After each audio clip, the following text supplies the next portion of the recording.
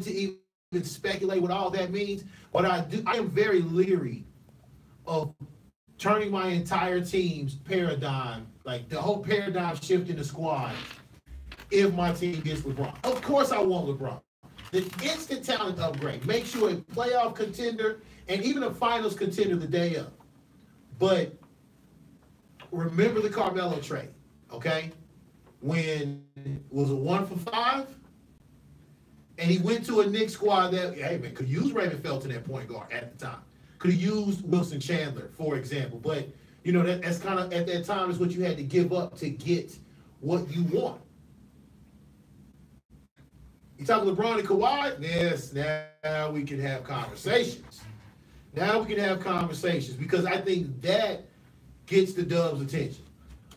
My lasting memory for Paul George is Game 6 in the Western Conference second round, where he was out. I will also note that he was a victim of the system that he was in, Bel Air Academy, let Russ handle it system. But and maybe as a second guy, Paul George is effective, but only if that second guy is LeBron. Okay, like I don't want Paul George and Boogie Cousins coming in. That does nothing for me at all. Okay, I also think the LeBron-Lonzo fit has to be figured out. Especially if my Philly detractors are saying that Ben Simmons-LeBron tandem doesn't fit. So that means that you give up Lonzo, okay, because you're going to have to get depth. And as I take it to my Mavs friends who have someone who is going to be added to a good team for depth purposes, and Wes Matthews, BMO, what is your Mav offseason wish list? Who you want to go, who you want to come, all that stuff. I mean, as far as like any trade pieces or trade value that they have right now, it's only Wesley Matthews. I mean, that's the only person that I can think of right now. He has 1 year left on his contract, where he's owed like almost like $20 million or more. So you either have the option to buy him out, or so you can find somebody to trade for him and take on the rest of that money. I don't know how much his trade value is right now, but right now all I'm thinking about is just rebuilding. Like, get some younger guys in here. All I'm thinking about is just rebuilding and getting younger players. Oh, the only person that I want from the draft is Mo Bamba. That's it. I don't want anybody else. Also seeing that now he's in the open gym shooting threes and also shooting from like 25, 26 feet out nowadays. I saw that this morning. That's the only player that I want outside of this draft. As far as like any free agents or anything like that, I haven't really crossed my mind because also the same thing with Endo. We already know what the deal is when it comes to free agency and how this team approach is going right now. I just want younger players. Keep on rebuilding, keep getting younger players in here. As far as like somebody hit us up for, or somebody was talking about like a CJ McCollum, like CJ McCollum comes here and would you trade for him? My answer is no. I would not trade for him. From there, got Maxi Kleber, he's a keeper. That's the only guy that I know that will stay here. JJ will be back. I don't know, man. I might do the McCollum thing, but is it worth the number 5 pick? Yes, it is. Okay.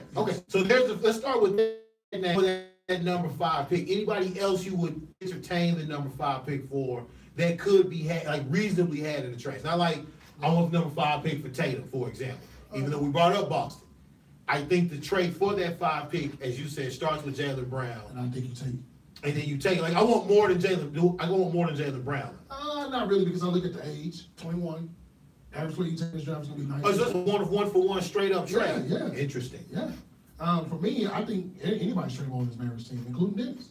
Because I think at the end of the day, you don't, with this team here, the issue is this.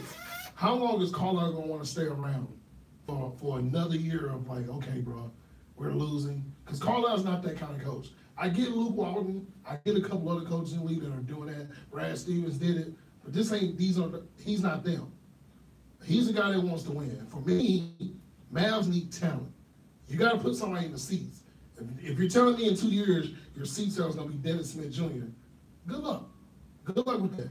And I feel like, we're all hyped on the Mo Bamba deal. I'm not. Personally, for me, if anybody's available, like, look, I know people don't like Michael Porter Jr. for certain things, but every basketball person I've talked to who's been at this combine workouts, he's cleared every test physically. He came back and played in the NCAA tournament. He fits everything that I would want in a basketball player. 6'10", can shoot, handle the ball. You got to find Dirk's replacement before you find a center. Because you don't even have a power forward right now. And you're going to walk into a season next year where you don't have a power forward, period. I like Michael Porter. Plus, him and Dennis have some kind of rapport together. They play basketball together, AAU programs, so they know each other. There's some kind of similarities there. You put him with a guy like Harrison Barnes at, say, 6'9", you got a nice, tall front court there. For me, that pick is tradable. Because at the end of the day, if you're telling me right now, you can get a guy like C.J. McCollum, easy, he can be coached. I think that in a situation with Rick Carlisle, you maximize him in an offense where he can move around. Rick Carlisle likes small guards. We got to realize this. Rick Carlisle won the NBA Finals by playing 2 small guards. He loves small. And if you're telling me right now a combination of Dennis, Steph, Yogi, and JJ versus having Dennis and CJ, and then find you a 6-man like Steph, maybe come back cheaper, I would take the CJ McCollum route. I think that pick is tradable. There's a lot of names in that pick that I would look at. It just depends on what the Mavs want to do. And for me personally, the Mavs are in a situation right now, you got to think about what Carlisle wants to do. I don't think Carlisle wants to wait another season and say, you know what, I think he wants to have a team that at least competes better. Even if they were to make the playoffs, which I don't think so, but they make it as an 8 seed, that gives him confidence saying, I want to come back. Because I think a team like Oklahoma City is going to be looking at him and saying, hey, we'll offer form for him. We're a coach away. We know we're a coach away now. You know what I mean? Like, so I think that if look, I'm not saying like a Bradley Beal type, but man, that becomes very interesting for the Mavericks. If Washington comes calling and say, hey, we'll give you Bradley Beal if you hand over that 5th pick. And to me, that's one person I will trade for. And see, to me, if you're gonna take Bradley Beal, you gotta take C.J. McCollum because you're taking a younger version and McCollum who doesn't get hurt. Think about this, Bradley. If you're taking Bradley Beal, you're taking on the risk of him getting hurt like he does all the time. So for me, I think that, yeah, draft the best available, but talent is there. And also, look, Mavs don't have luck in the free agency, but let's say somehow somebody looks at the situation and say, you know what? I think I want to go to Dallas. Then your whole thing changes. Because then what if a boogie says, hey, you know what? I want to come to Dallas. Then all of a sudden you're looking up at that draft pick saying, do we really want to draft another young player? Okay, let's go get that C.J. McCollum to match him up with a guy like Boogie. Okay.